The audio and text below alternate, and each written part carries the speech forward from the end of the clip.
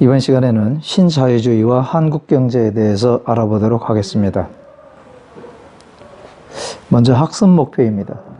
신자유주의의 개념을 이해하고 세계무역기구 체제에서 새로운 과제에 직면한 한국경제 상황을 파악할 수 있다. 이 신자유주의라는 것이 정부의 역할을 최소화하는 겁니다.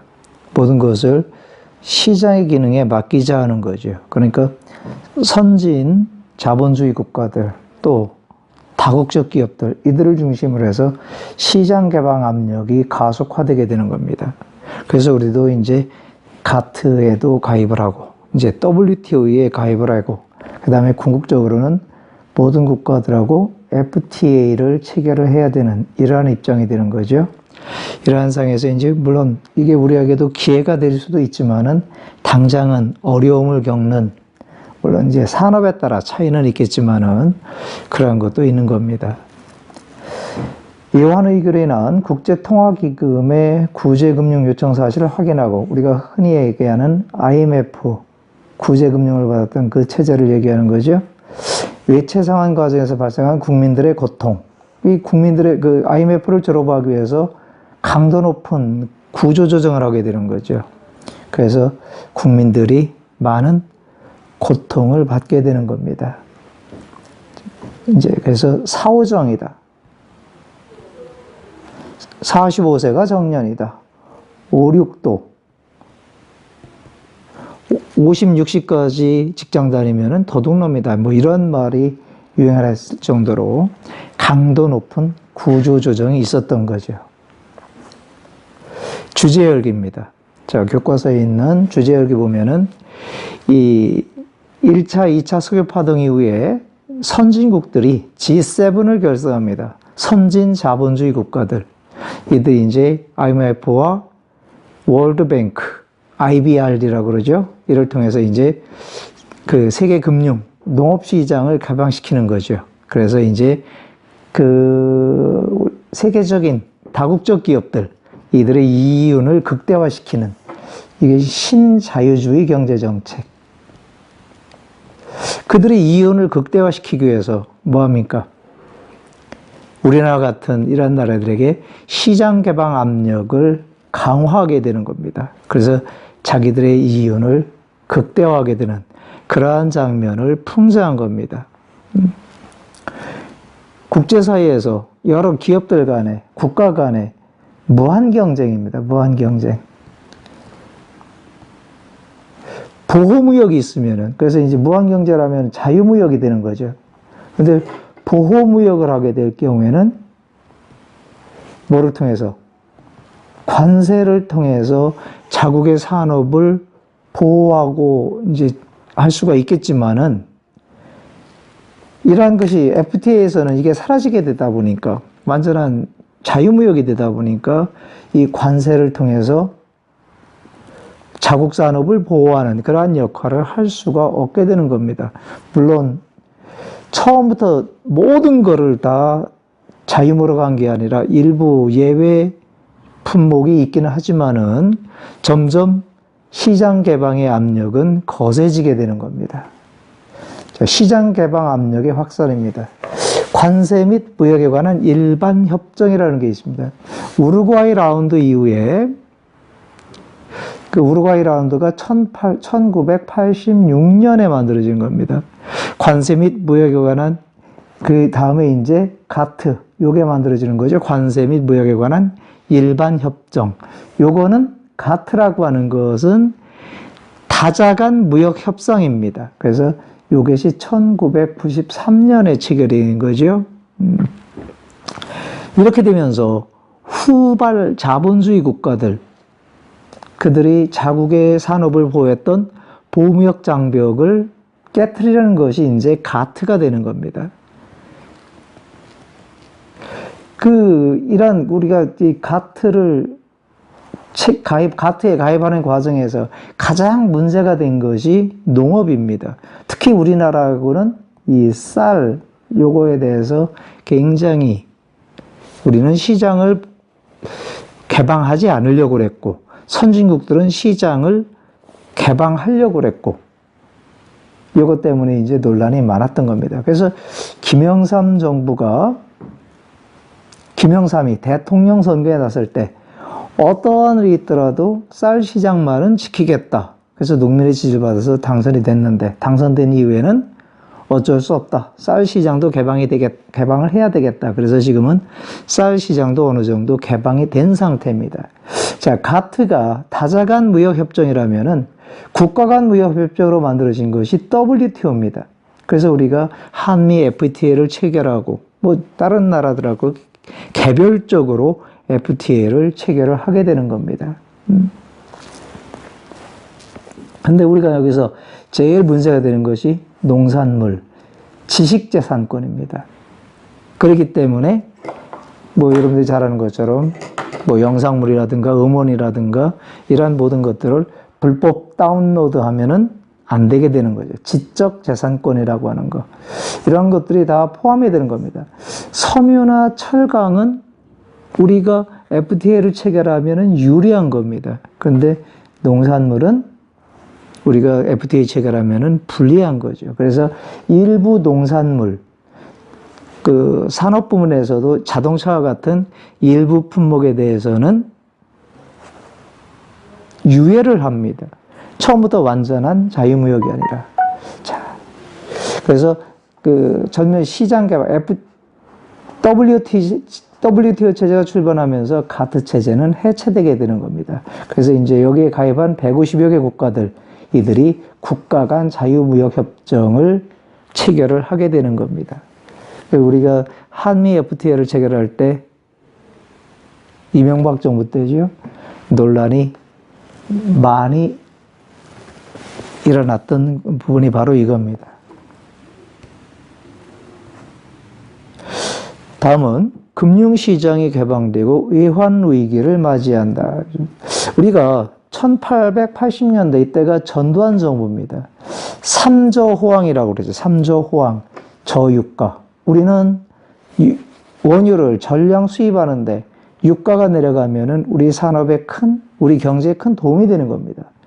또 우리 그 차관을 많이 들여왔죠. 차관을 많이 들였는데 금리가 낮아지면은 우리 경제에게 우호적이 됩니다. 또 저달러도 마찬가지입니다. 달러 가치가 떨어지게 되면은 우리가 차관을 들여올 때 전부 다 달러로 들어옵니다.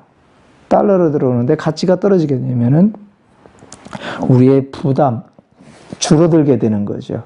그래서 전두환 정부 때 이러한 3조 호황에 힘입어 가지고 굉장히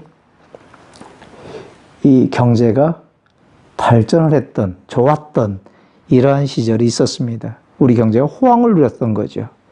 그리고 이제 특히 이제 반도체라든가 자동차 이러한 기술 집약 산업이 크게 성장을 하면서 우리 경제가 크게 성장을 합니다. 1인당 국민소득이 80년대 3조 호황 때 5,000달러가 넘고 매년 경제 성장률이 10%를 넘었었죠. 지금은 얼마입니까? 올해 같은 경우는 마이너스 성장이고, 우리가 요즘 우리나라 경제 규모를 아무리 고려하더라도 3% 경제 성장을 하기가 어렵습니다.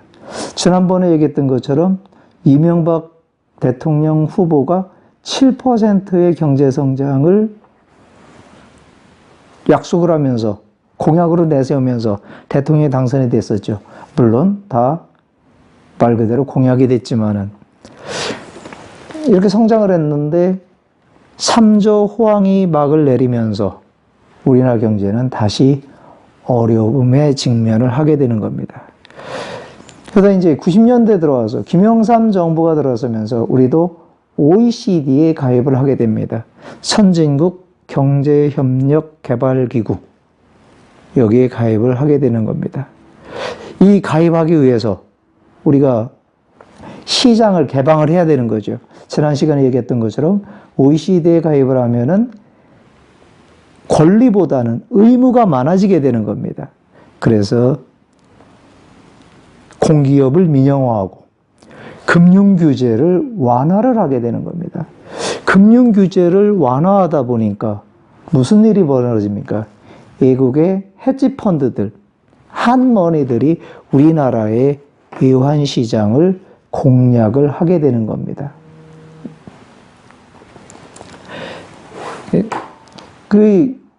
이러한 경제 개방 조치, 이게 신자유주의입니다.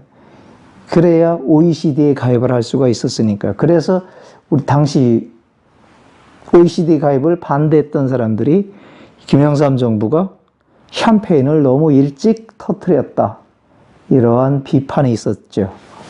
결국 이러한 것들이 원인이 돼가지고 헤지펀드의 우리나라 외환시장의 공략, 그래서 이제 IMF가 초래하게 되는 거죠. IMF는 좀 이따 다시 얘기해 보도록 하겠습니다. 이런 데다가 재벌들의 방만한 기업 운영, 바로 한보 사태를 들 수 있습니다. 우리 지역 경제하고도 밀접한 관련이 있는 건데, 한보, 이 정치 권력을 이용을 해서 이제 정경유착이라고 그랬죠. 얼마 안 되는 담보를 가지고 4조 원이 넘는 막대한 대출을 받게 되는 겁니다. 금융권으로부터. 그게 왜 가능했습니까? 정치인들의 압력 때문에 은행에다가 압력을 넣으면서 가능했던 거죠. 4조 5천억이 되는 대출을 받으면서 담보로 제공한 것은 1,000억이 안 됩니다. 이게 뭡니까? 부실 채권이 되는 거죠. 그러니까 한보그룹은 빚잔치를 한 거죠. 은행에서 빌린 돈 가지고. 그러다가 이제 망하게 되고. 외국 자본의 이탈. 이렇게 되면서 이제 우리가 외환위기를 발생을 하게 되는 겁니다. 단기 유동성 부족 때문에 일어났던 거죠. 외환위기 일어나기 전에 1달러에 800원 정도였습니다. 환율이. 근데 헤지펀드들이 자꾸 우리나라의 외환시장을 공략합니다. 우리나라에서 달러를 사가게 되는 거죠. 그러니까 우리나라에서 달러 가치가 급등을 하게 되는 겁니다. 그러니까 800원 하던 것이 얼마까지? 막 1,000원 이렇게 올라가다 보니까 무슨 문제가 생깁니까? GDP. 그 1인당 국민소득이 김영삼 정부 때 처음으로 1만 달러 시대에 다다르게 되는 겁니다. 근데 이 원화 가치가 올라가다 보니까 1만 달러가 깨지게 되는 거죠. 김영삼 정부는 이거를 지키기 위해서 뭐 했습니까? 무리하게 정부가 보유 중인 달러를 시장에다 풀었습니다. 1만 달러를 지키기 위해서. 그러니까 이 원화가 가파르게 상승하는 것을 막으려고 그랬죠. 근데 우리 정부가 보유한 외환보다 헤지펀드들이 보유한 외환이 더 많았습니다. 그러다 보니까 달러 가치가 급격하게 상승해가지고 정부가 두 손 두 발 다 들게 되는 거죠. IMF의 긴급 자금 지원을 하게 되는 겁니다. 만기 도래한 차관을 갚아야 되니까. 그거 못 갚으면 어떻게 되는 겁니까? 국가부도입니다. 국가부도의 날이라는 영화도 있었죠. 디폴트를 선언을 하게 되는 겁니다. 그래서 이제 우리나라 국가 신용도는 떨어지고, 신용도는 뭡니까? 신용도는 곧 돈입니다. 우리 국가 신용도가 한꺼번에 5단계가 급락을 하게 되는 겁니다. 신용도가 떨어지면은 그 외채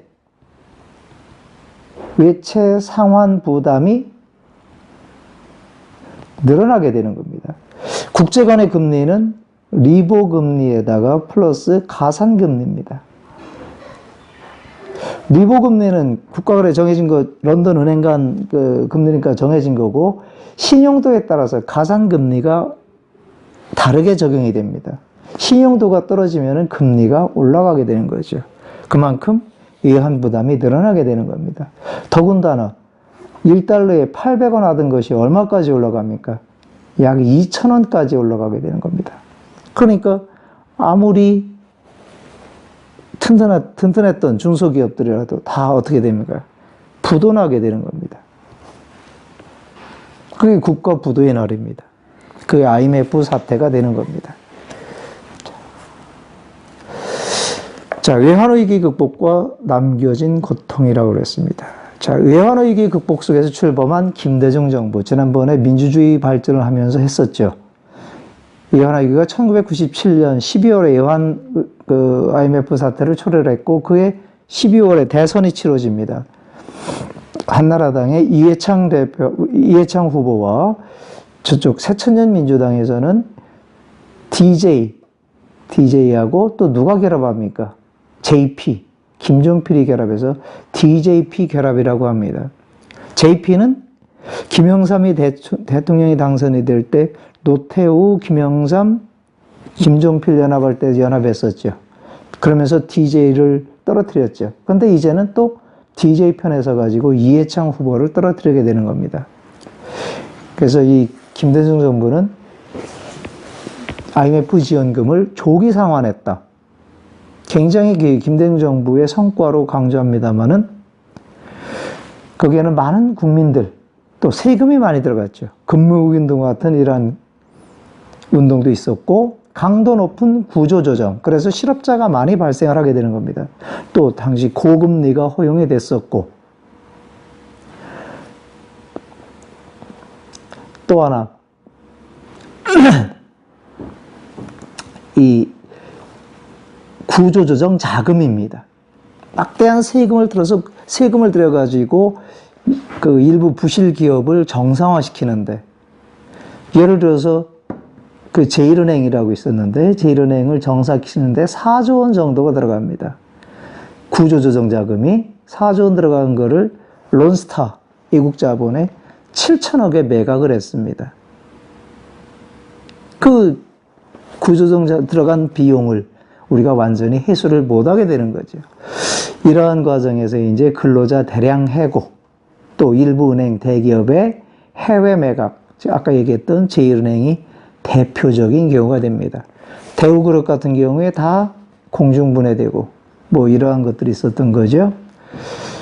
그 다음에 등장한 노무현 정부, 신자유주의 개방정책을 강화합니다. 독점기업에 대한 규제를 강화하고, 독점기업에 대한 규제 강화, 독과점 금지법이 있는 거죠.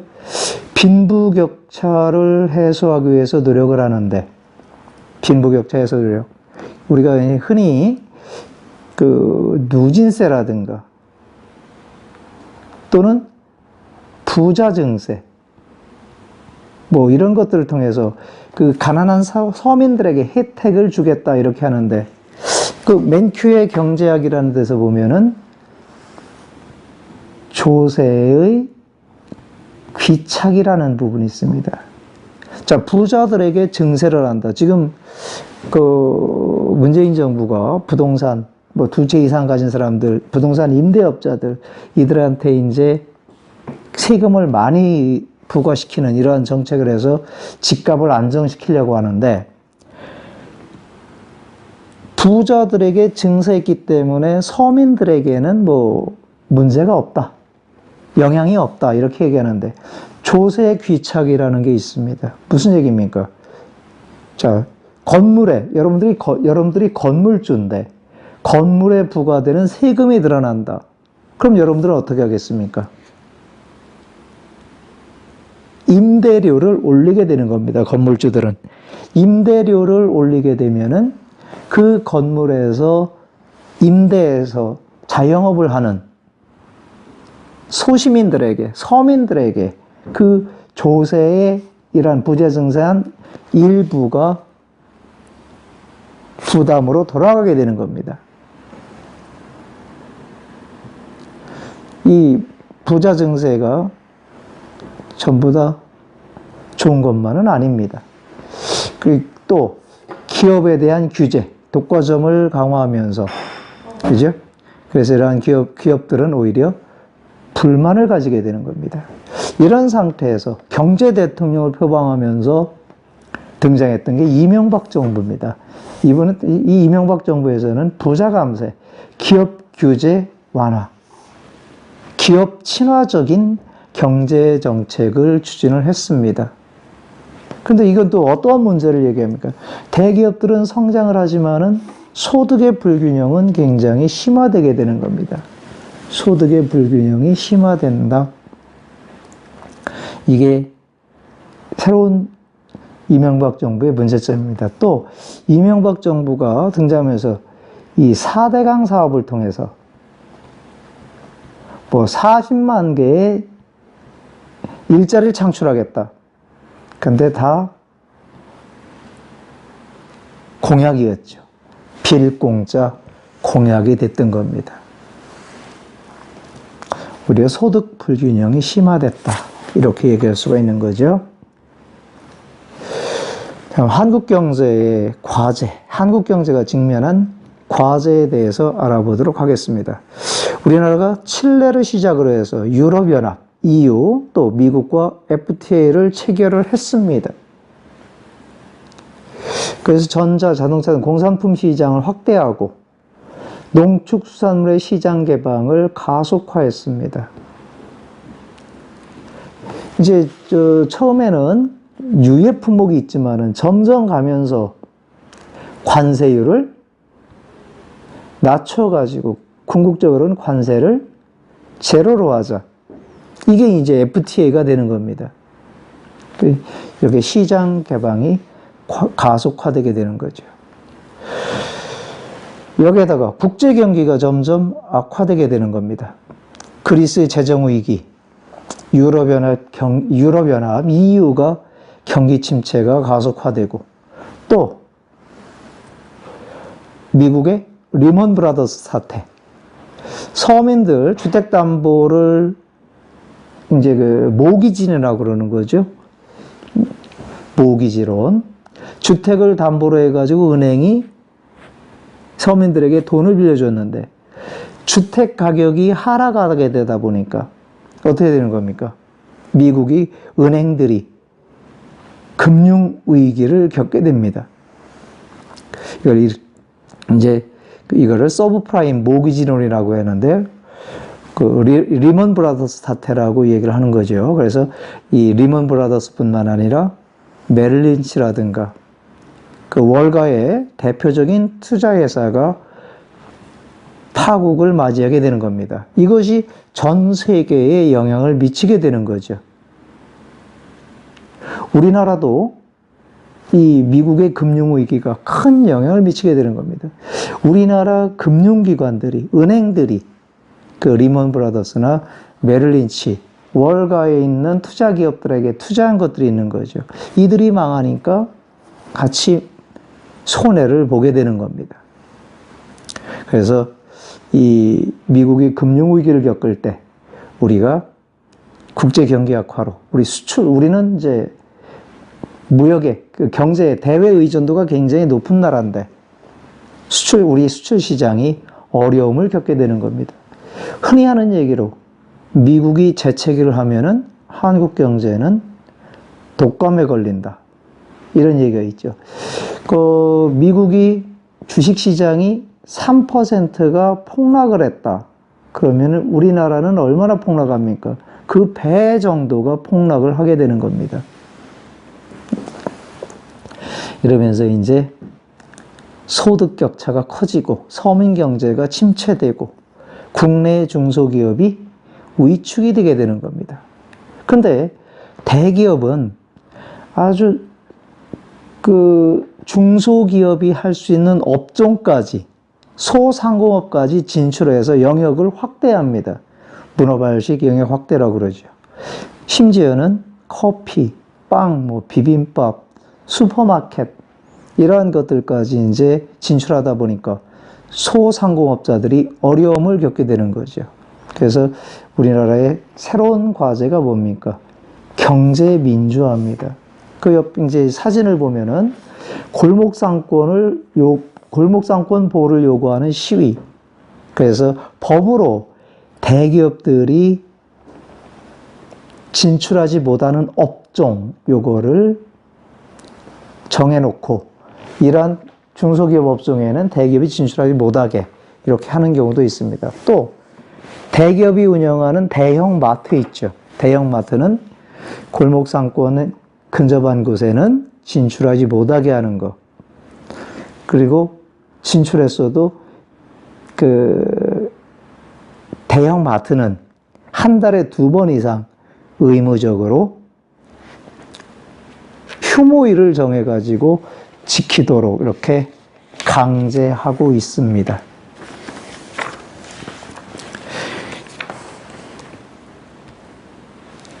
그 옆에 이제 그 가난한 집 맏아들이라고 하는 교과서에 나오는 만화가 있지 않습니까?